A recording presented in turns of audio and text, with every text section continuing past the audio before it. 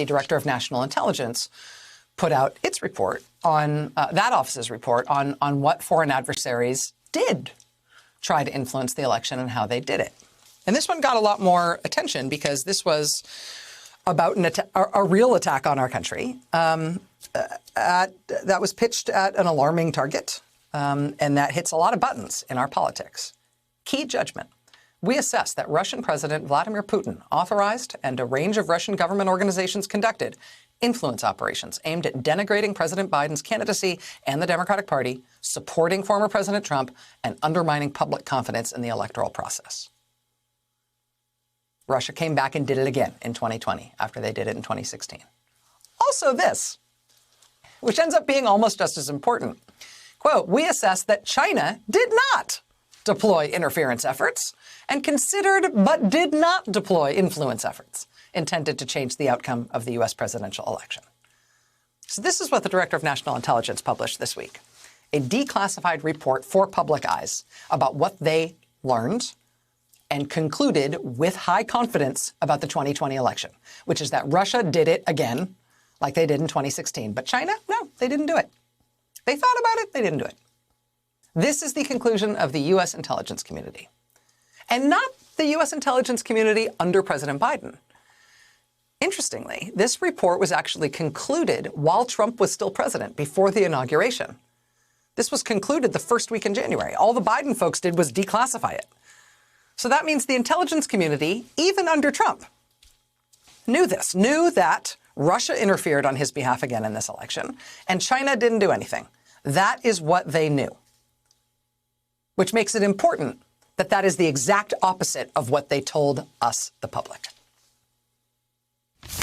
But again, is it it's Russia not just again? Russia. Well, look, we know it's China. Russia, China, and Iran.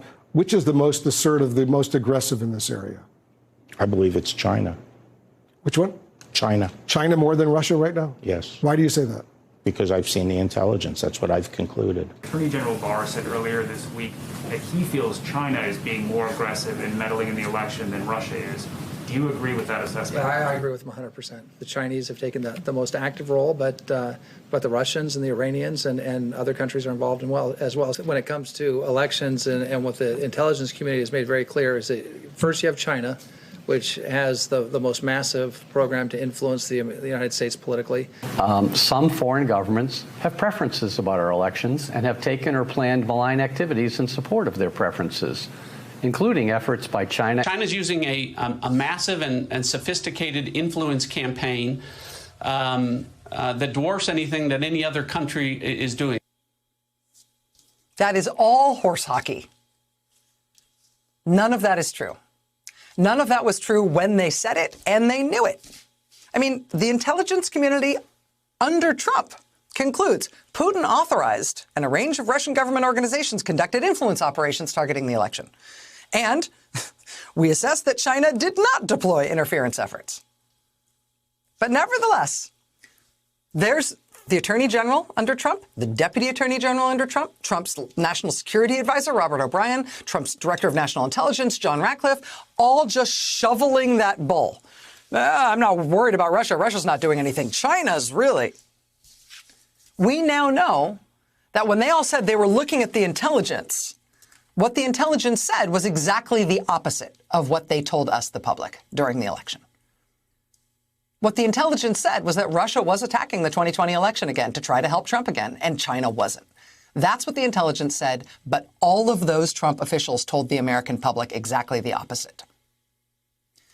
Which is not only lying to the American public, it also has a nice added benefit of covering up for what Russia was at that moment doing, targeting us.